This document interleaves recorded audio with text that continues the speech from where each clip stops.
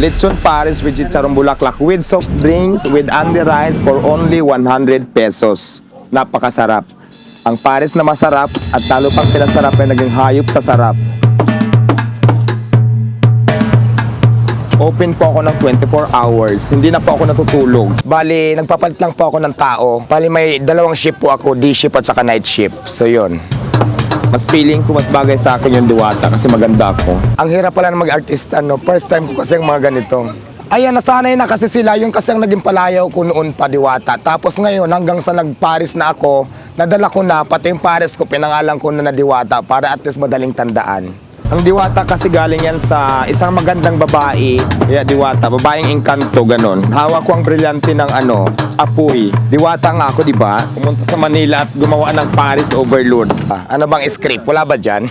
Alam mo kasi ako yung taong wala akong pakialam sa mga sinasabi ng ibang tao. Basta focus lang ako, alam kung tamang ginagawa ko. Wala na akong pakialam sa mga ibang sasabihin nila. Kasi hindi naman yung importante sa buhay natin. Importante naghanap buhay tayo ng patas at wala tayong taong inaagrabyado. Di ba? I am right, I am left. Parang mali. Ulit, take 3. Paki-delete muna, madam. Wait lang. Nabubulol pala ako. At saka, naano ako. Dami kasing lalaki nakatingin eh. Saring lang. Siguro nagugustuhan nila ako dahil masayahin akong tao at the same time yung ang serve ko dito ay pangmasa talaga, mura lang at saka naka-under-ice pa. Siguro kaya ang dami pupunta dito sa tindahan ko sa ngayon. Ayan, kasi siguro ang number 1 na karanasan ko sa buhay na parang ang hirap balikan. Alam mo yung time na wala kang makain, tapos yung source of income yun yung nangalakal ka. Alam mo ba yun? Naiyak ako. Ayaw ko. Yun yung mga moment na ang hirap ibalik. Alam mo yung naiyak ako pero ayaw ko sanang umiyak kasi ang pangit ko sa camera kaya niwasan kong umiyak.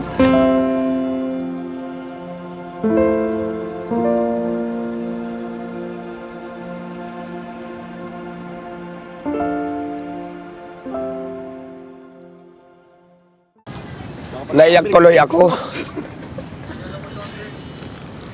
Sige na, ready na ako, may boses na ulit.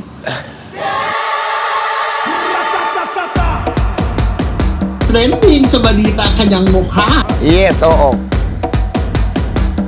Marami na din, marami nagbablog dito. Si Madam Ili galing na dito. Kahit sobrang daming tao, kahit sobrang daming Food trip. nila ay napakabilis ng serving at andang Pode Manila, marami pang iba. Dinadayo na talaga siya. Minsan nakikita ko na lang naka-upload na sa Facebook, sa YouTube, sa TikTok. So, ang saya. Kasi simula nung na-vlog to, marami na akong marami nang nagpa-picture sa akin. Feeling ko tuloy, artista na din ako. At saka dumami yung friend ko. Kung dati 3 lang friend ko, ngayon 5 na. Ayaw ko yung isa ko maglilip na group at niya. Yun na nga, siguro ako na ba si Ann Curtis or si Art Evangelista, hindi lang ako sure. Saring lang. Hi, ako po si Diwata, 42 years old, ang may-ari po ng Diwata Paris Overload dito sa Pasay. Ang tinatinda ko po ay Paris na may kasamang lechon kawali at saka sitcharong bulaklak. Tapos meron din akong beef Paris at saka meron din akong mami kung gusto nyo. Kung hindi naman kayo kumakain ng lechon kawali, meron naman tayong ibang option. Meron din akong tinda ng mga ulam, ganyan. Mga pritong isda, paksiw na bangos, mga ganyan. Yung lechon kawali ko na overload kung tawagin namin na may mix na bulaklak for only 70 pesos. Pero pag gusto mo naman ng only rice, may kasamang isang soft drinks, only sabaw, 100 pesos lang. At ayun po talagang binabalik-balikan ng maraming tao dito.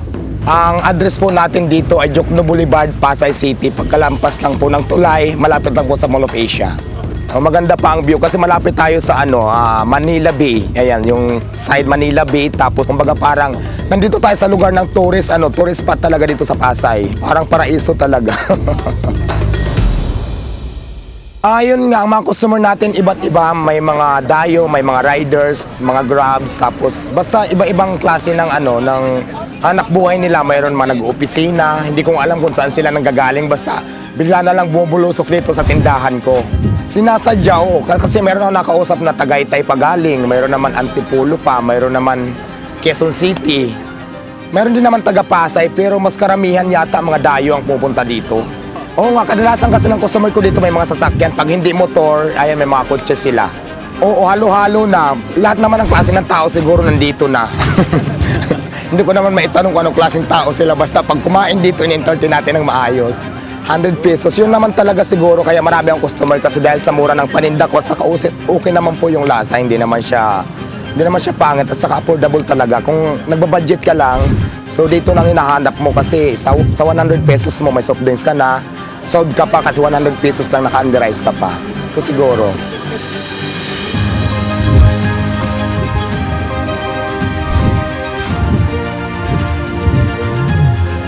Yun nga, may kumain dito na taga GME. Juancho Trevino yung nagpunta rito. Hindi pa napalabas pero parang nagtiping kami dito noong nakaraan. Pero hindi ako sure kung kailan ipapalabas. Hindi ko pala naitanong. Parang sure daw yata ni Kuya Kim yung kaya lang hindi ko pa nakita kung napalabas na.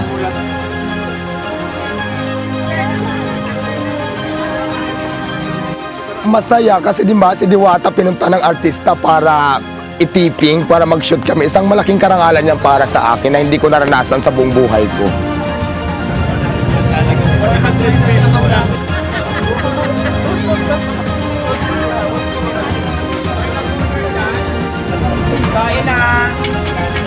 Hindi ko alam kung anong title. Parang alam mo ba daw? Alam mo ba kung anong title? Ay, dapat alam mo. Alam nyo rin ba? Matagal na ako dito sa lugar na to kasi dati sa ilalim na ako ng tulay dito din sa lugar na to sa unahan. Nung hindi pa ako nagtitinda ng ganito, hindi pa ako nagpapares. Tapos hanggang sa nagtinda na ako, dito pa rin ako. Hanggang ngayon. Ayun, dati naman talaga wala akong idea dito. Mayroon akong friend. Kasi ang tinda ko lang dati, mga sigarilyo, soft drinks, mga merienda. Mayroon akong friend na magaling magluto. Ang ginawa ko lang dati, nung kumikita ang tindahan ko, nag-ipon ako at bumili ng gamit. Tapos yung friend ko, tinulungan ako. Siya ang nagluluto, nagkantin kami, tapos nagparis. Kumbaga parang doon ko yan natutunan sa kanya lahat. Hanggang ngayon, wala na yung friend ko. So ako na nagpatuloy. Ganun po yung story. Wala na siya. Namatay na yung friend ko nung nakaraang taon pa. Kaya yun, parang namana ko to sa kanya lahat. Yung natutunan ko doon sa kanya, ginawa hanggang ngayon, pinagpatuloy ko na hanggang sa marunong na ako. So ito na ngayon, naging diwata para sa overload na siya. At kilala na din sa madlang people. Isa yan kasi sa mga style ko, yung talagang sa akin kasi kahit na konti lang yung tubuin ko, basta consistent yung customers ko at saka ang saya ng pakiramdam kapag nakikita kong satisfied sila. Alam mo ba yung aalis sila, kumain sila na nakangiti dahil satisfied sila sa serbisyo ko. Ang sarap ng feelings, doon pa lang masaya na ako kahit na konti lang yung kita ko, basta tuloy lang ang laban. Ganun po isa yan sa mga style ko kung bakit siguro pinupuntahan ako at dinadayo ako ng maraming customers.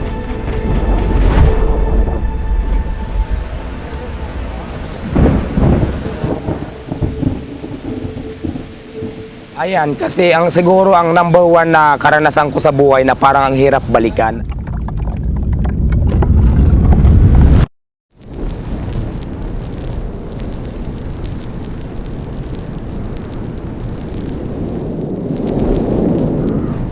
Kasi dumating sa point talaga na sa ilalim ako ng tulay nakatira.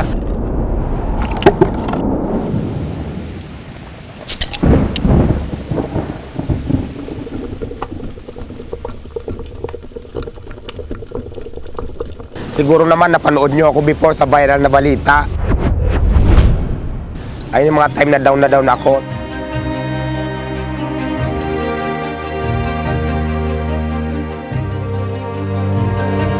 Kaigan sa Pasay City, agaw eksena sa presinto ang isang diwata. Tila isang modelo na rumampa sa presinto, si Deo Balbuena alias Diwata.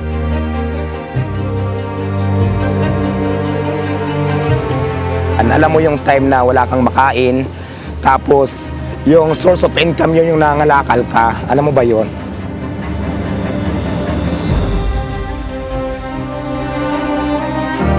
Naiyak ako.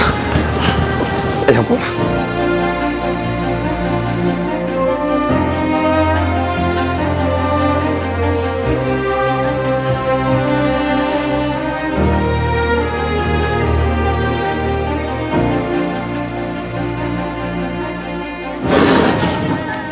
Alam mo yung naiyak ako pero ayaw ko sanang umiyak kasi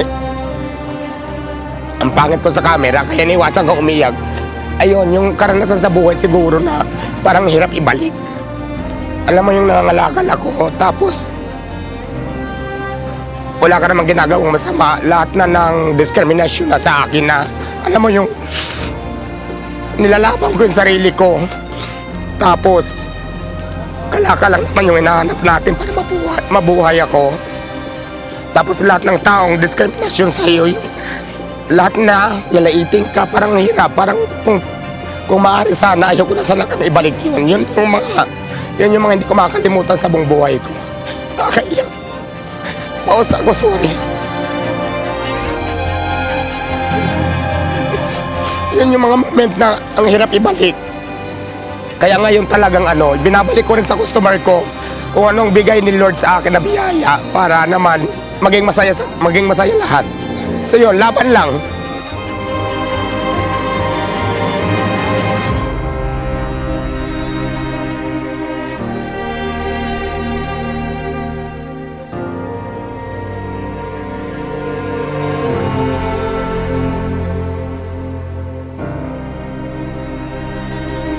Hindi pa ako nahihiya kung ano man po yung mga nakaraan ko kasi nakaraan na yan eh. At saka nangyari yan sa buhay mo, yun yung totoo, yun ang realidad. Bakit ka mahihiya?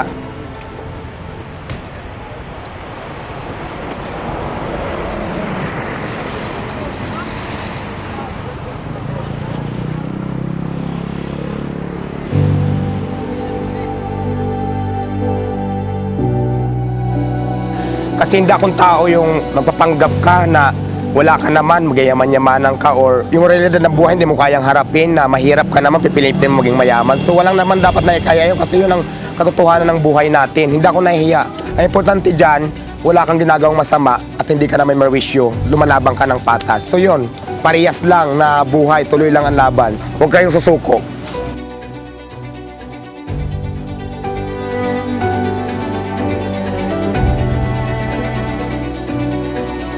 So hanggang ngayon, linabang ko lang yung buhay, tuloy-tuloy lang. So ito, binigyan ako ni Gandang magandang pangkabuhayan. Ito ngayon, Paris ko ngayon, na Diwata Paris Overload.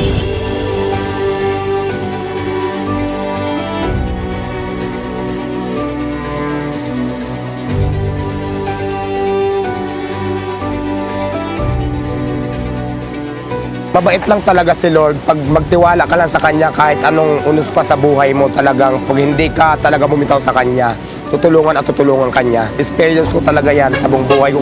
So, kapit lang talaga. Tiwala lang kay Lord. Hindi Kanya pamabayaan.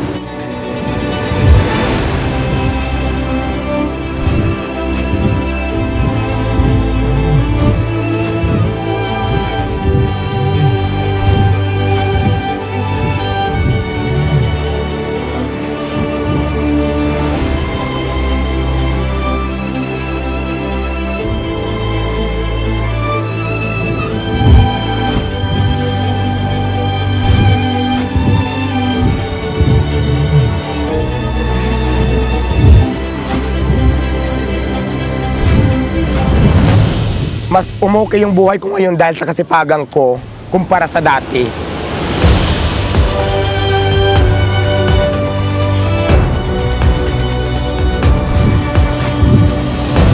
Alam mo yung feelings na masaya na parang hirap i-explain, pero ang saya-saya ng feelings ko yung mga ganyang tao ngayon na nagpapapicture, hinahanap ako. Yung iba, pag nakita ako picture tapos umaalis na, ako lang pala sadya, ang saya. Ang saya ng pakiramdam na dati hindi ako kumikita ng pera, ang hirap. Pero ngayon parang naranasan ko naman na nabibili ko lahat ng gusto ko.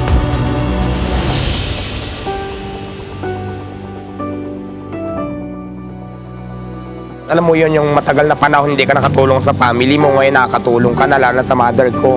Breadwinner ako. So yun, ang sarap ng feelings.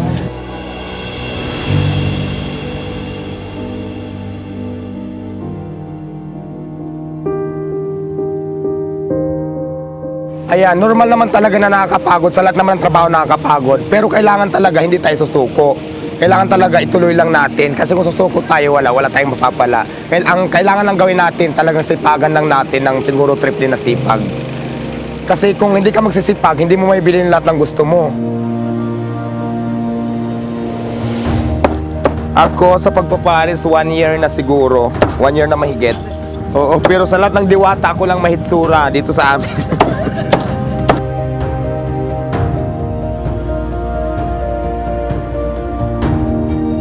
So yun lang. Maraming salamat sa Panginoon dahil hindi niya ako pinabayaan talaga. Dito ako gumanda, kaya ito ang pinagpatuloy ko. Actually, marami na ako nasubukang tinda, pero dito talaga ako gumanda sa tinda na ito, kaya pares ang pinili ko. Simula kasi nung nagtinda ako, talagang hanggang ngayon, pag dumadaan talaga ako dyan sa Quiapo chart, talagang pinagdadasal ko talaga na sana yung blessings at saka sana hindi ako pabayaan ni Lord. Para marami pa akong taong matulungan at saka siyempre family ko, sa mga taong umaasa sa tindahan ko kasi may mga kasama din ako dito na umaasa sa sahod nila, may mga pamilya, may mga anak. So nabubuhay kami dito, pinagdadasal ko yung kay God na sana tuloy-tuloy ang buhay na ganyan. Wala yan sa kasarian ng pagpaparis. Basta ang importante lang talaga, mag-discarte ka, mapamamaraan, oo. At saka masipag ka. Kasi ako, tinamo sa kasipagan ko, kung dati nasa ilalim ako ng tulay, I'm proud to say na sabihin sa inyong lahat na nakabili ako ng sasakyan, may bahay ako, dahil sa kasipagan ko. Magbubunga naman lahat ng yan. Sana maranasan nyo din yan. Kung inspiring kasi talaga ang kwento niya, akalain nyo dati sa ilalim ng tulay ng... Kasi may time talaga, kung hindi man para sa'yo ngayon, darating yung panahon kung para sa'yo, para sa'yo. Kagaya sa akin, di ba, from pangangalakal hanggang sa business owner, ilalim ng tulay nakatira, ngayon may bahay na ako, may sasakyan pa. Di ba, para sa akin yung panahon, kaya masasabi ko talaga na panahon lang tayo. Ang pinaka-importante lang dito, maging madiskarte ka. Ngayon, tignan nyo naman, dahil hindi siya sumuko sa buhay at lalong nagsumikap, may-ari na siya ngayon ng pinakasikat at pinakamalaking parisan na napunta. At kailangan mo rin din mag-ipon, mag-invest, mag-savings pag kumikita ka. Hindi yung puro luho na lang, para at least, ano man ang mangyari, may mapapala ka, may mahuhugot ka. Malaking bagay din talaga yung masipag ka. Kasi ganun ginawa ko eh.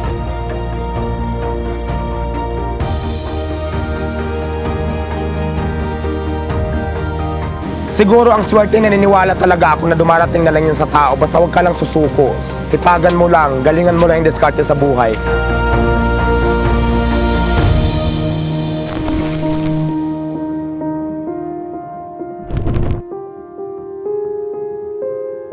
Hindi ko talaga maipaliwanag yung sa'yo na nararamdaman ko.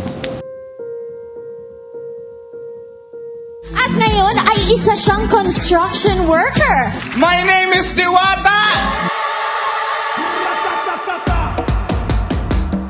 Kaya masasabi ko lang sa mga taong mga basher na yan, sa mga nababasa akin, wala naman akong pakialam sa inyo, basta ako, alam ko sa sarili ko na gumagawa ako ng tama, gumagawa ako ng mabuti, nang wala akong taong inaagrabyado. Hindi ako na may merwisyo bagkos nakakatulong pa nga ako. So I don't care kung ano po ang sasabihin ng mga taong, mga basher na walang magawa sa buhay. Hindi naman kasi yan ang importante sa buhay ko eh.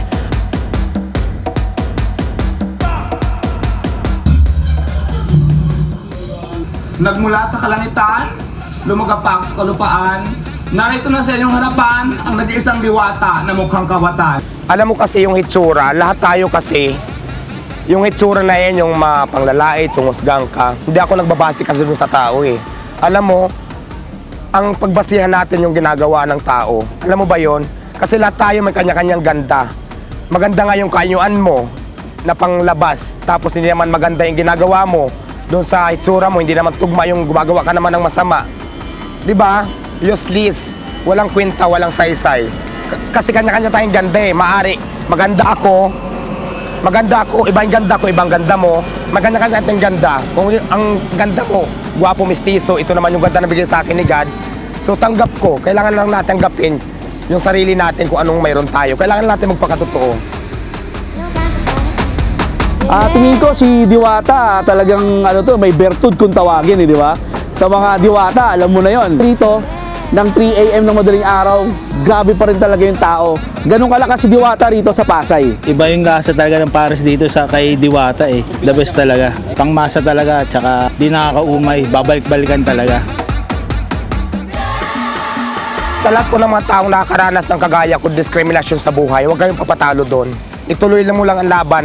As long as na wala tayong ginagawang masama, laban lang. Sa lumaban tayo ng parihas. Huwag niyong intindihin yung sinasabi ng mga tao na yan, ng mga basher na yan, kasi hindi yan makakatulong sa atin. Tuloy lang ang laban. Huwag kayong magpa-apekto sa mga taong mapanghusga. So basta ituloy lang natin yung laban natin. Hindi ako nagyayabang dito sa ano na to. Ang sa akin lang, gusto ko lang malaman nyo na ito yung buong katotohanan, hindi para magsinungaling pa tayo. Wala na dahil lang dito sa parisang ko, nakabili ako ng sasakyan, nakabili ako ng bahay dahil sa kasipagan ko. Gusto ko lang sabihin ito, hindi para ipagyabang sa inyo, gusto ko ma-inspire kayo. Kasi kung parehas man tayo ng sitwasyon noon na mayroon pang panahon para makaahon tayo. So, yun yung point ko.